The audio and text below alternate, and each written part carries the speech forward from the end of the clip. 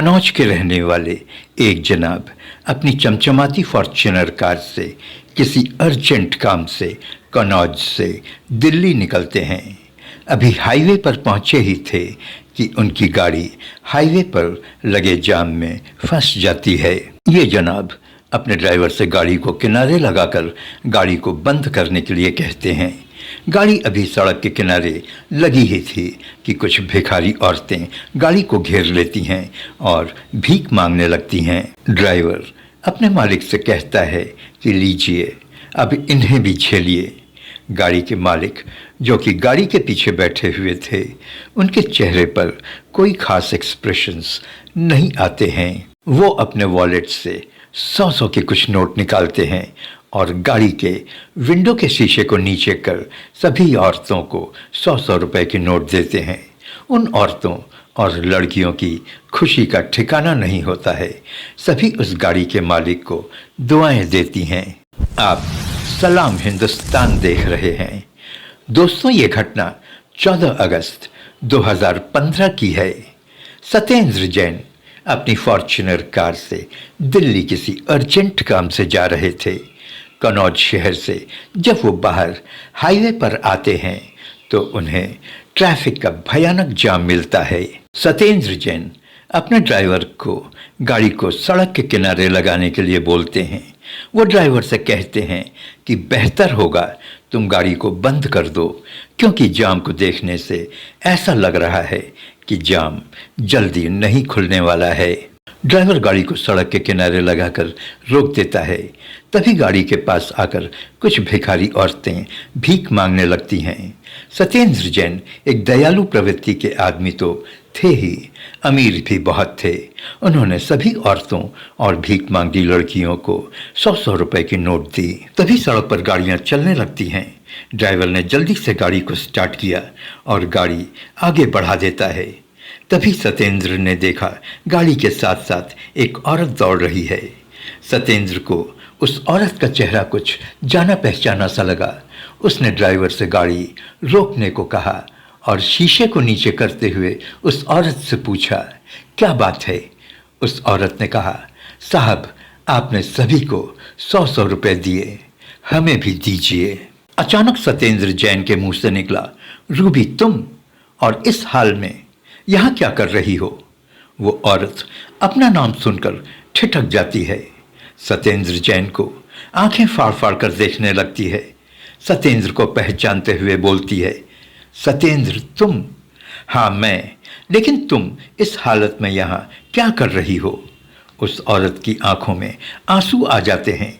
एक लंबी सांस लेते हुए वो बोलती है, सत्येंद्र, एक लंबी कहानी है, मैं तुमसे क्या बताऊं, लेकिन तुम तो एक रईस खानदान की लड़की हुआ करती थी।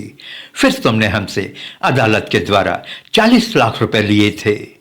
रूबी वास्तव में सत्येंद्र की तलाकशुदा पत्नी थी। रूबी और सत्येंद्र जैन की 3 साल पहले तलाक हुआ था और मेंटेनेंस के तौर पर अदालत ने सत्येंद्र जैन से रूबी को 40 लाख रुपए दिलवाए थे। तुमने उस 40 लाख रुपए का क्या किया? और तुम्हारा परिवार, तुम्हारे माँ बाप कहाँ हैं? तुम्हारी ऐसी हालत कैसे हो गई? तुम आज भीख मांगने पर मजबूर हो।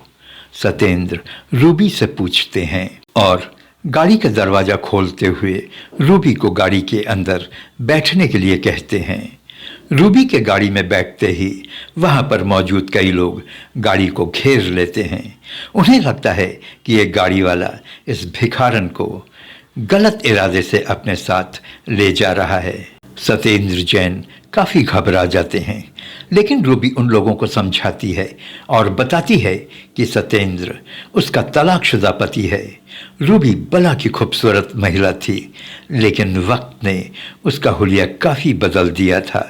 चेहरे पर मैल जमा हुआ था, कपड़े भी काफ़ी मैले कुचैले थे। फॉर्च्यूनर गाड़ी आगे बढ़ती है।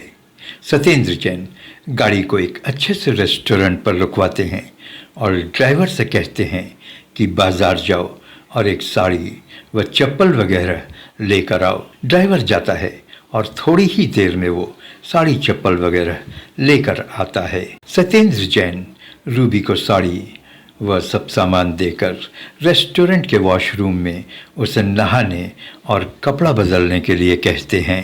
रूबी के आने पर वो खाने का ऑर्डर देते हैं। खाने के बाद सत्येंद्र रूबी को कुछ पैसे देते हैं और कहते हैं कि उनका दिल्ली जाना बहुत ज़रूरी है। बिजनेस के सिलसिले में उनकी कुछ लोगों से अहम मीटिंग है। 2 दिन के बाद वो लौटेंगे, तब चैन से बैठकर वो उससे बात करेंगे। 2 दिन के बाद सत्येंद्र जैन दिल्ली से लौटते हैं और रूबी द्वारा दिए गए एड्रेस पर पहुंचते हैं। घर के नाम पर वहाँ कुछ छोटे छोटे झोपड़े थे। सत्येंद्र को वहाँ रूबी नहीं मिलती है। उन्होंने सोचा शायद वो भीख मांगने गई होगी। सत्येंद्र जैन उसे ढूंढते हुए बाजार पहुँचते हैं। वहाँ रूबी मिल जाती है। रूबी उन्हें अपने ठिकाने पर लेकर आती है। रूबी का घर एक निहायत ही गंदी बस्ती में था। घास फूस का बना एक झोपड़ा। रूबी के कमरे में रूबी और सत्येंद्र के शादी की एक तस्वीर टंगी हुई थी। सत्येंद्र उस तस्वीर को कुछ देर तक देखते रह जाते हैं। फिर रूबी से पूछते हैं कि ये तस्वीर यहाँ क्या कर रही है? तुमने तो हमसे तलाक ले लिया था, फिर ये तस्वीर। रूबी रुआंसी हो उठती है। वो बोलती है कि मैं आपसे कभी तलाक नहीं लेना चाहती थी, लेकिन उसके मामा ने उसके माँ बाप का ब्रेन वॉश कर दिया। उसने मेरे माँ बाप को तो लूटा ही, उसने मुझे भी लूटा। एक बड़ी आर्टिफिशियल ज्वेलरी की दुकान खुलवाने के नाम पर उसने मुझसे आपके दिए हुए 40 लाख रुपए ले लिए और पूरे पैसे डकार गया। गम में मेरे माँ बाप मर गए और मैं यहाँ दर दर की ठोकरें खाने के लिए जिंदा रह गई। बातों के दौरान रूबी ने सत्येंद्र की माँ के बारे में पूछा। सत्येंद्र ने अपनी माँ को फ़ोन लगाकर मोबाइल रूबी के हाथ में देते हुए कहा, लो माँ से बात कर लो। माँ ने तुम्हारी याद में बहुत आंसू बहाए हैं। रूबी की आवाज़ सुनकर सत्येंद्र की माँ बुरी तरह से रोने लगती हैं। रूबी के भी आंसुओं के बांध टूट जाते हैं। सत्येंद्र की माँ सत्येंद्र को फौरन रूबी को लाने के लिए कहती हैं। सत्येंद्र अपनी माँ को मना नहीं कर पाता है और दोनों सत्येंद्र और रूबी घर पहुंचते हैं। सत्येंद्र की माँ घर के दरवाजे पर ही दोनों का इंतज़ार कर रही थीं। उनके हाथ में आरती की थाल थी। दिया जल रहा था और एक नई जिंदगी की शुरुआत होने जा रही थी। दोस्तों, ये कहानी आपको कैसी लगी कमेंट बॉक्स में ज़रूर बताएं। अगर आपने चैनल को अभी तक सब्सक्राइब नहीं किया है तो चैनल को सब्सक्राइब ज़रूर कर लीजिए। जय हिंद, जय भारत।